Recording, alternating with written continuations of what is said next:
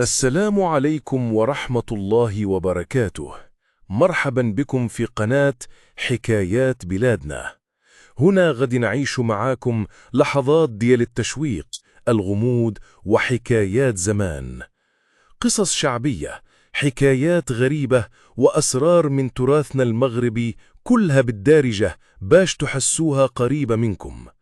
يلا وجدوا راسكم وخليوا الخيال ديالكم يسافر معانا في عالم الحكاية. وإلى عجباتكم ما تنساوش تشتركوا في القناة وتفعلوا الجرس باش يوصلكم كل جديد. في مدينة مكناس وسط الأزقة العتيقة اللي كيحيطوا بالساحة الكبيرة الهديم، كان كاين شاب سميتو عبد الجليل. عبد الجليل كان معروف في الحومة بولدو الخدوم، كيعاون والدو في دكان صغير ديال النحاس. صوت المطرقة على النحاس كان كيملأ الزنقة من الصباح حتى الليل. لكن عبد الجليل ما كانش كيشوف راسو غير حداد، في الأعماق ديالو كان كيحلم يكون موسيقي. كل ما كيسمع ضربات المطرقة كيحس بحال نغمة موسيقية، بحال إيقاع كيغني في ودنيه. عبد الجليل كان كيتلاقى في الليل مع صحابو وسط ساحة القديم، واحد جايب عود، واحد جايب دف، وعبد الجليل كيغني. الصوت ديالو كان دافي، كيخلي الناس يوقفوا ويستمعوا. ولكن في العائلة الموسيقى ما كانش مرحب بها. الوالد ديالو كان كيقول الغنى ما يعمرش الكرش، الخدمة هي اللي تبني الراجل. عبد الجليل بقى ساكت، مخبي حلم في القلب. نهار من الأيام كان مهرجان صغير في مكناس، واحد الفرقة ما جاتش، والمنظمين قلبوا على شي شباب باش يعمروا الوقت. صحاب عبد الجليل جروه معاهم، تردد بزاف، ولكن في الأخير طلع للمسرح وغنى. الجمهور صفق بحرارة، وناس بداو كيهضروا عليه في الساحة.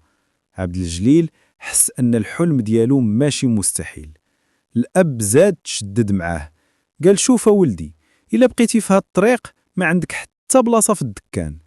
عبد الجليل كان ممزق بين الحب ديال والده وبين الحلم اللي كيكبر فيه. حتى الأم دخلات وقالت خليه يجرب، يمكن الله كاتب ليه رزق آخر. واحد الفنان كبير اللي كان حاضر في المهرجان سمع صوت عبد الجليل وطلب يشوفه. قال ليه أولدي، صوتك فيه صدق، عندك مستقبل كبير، ولكن خاصك تدريب وصبر. وعرض عليه يجي يشارك في معهد موسيقي في الرباط. عبد الجليل بات ليلته كلها ما قادرش ينعس، كيطلع على المطرقة ديال والدو وعلى العود ديالو. مع الصباح قرر يمشي عند باه وقال ليه با، عارف باللي خدمة الدكان مهمة، ولكن قلبي في الغنى، إلا ما مشيتش ورا هاد الطريق غادي نندم طول حياتي. الأب بقى ساكت بزاف، ومن بعد قال سير ولدي، ولكن ما تنساش الجذور ديالك. عبد الجليل مشى للرباط وبدا كيقرا ويتدرب.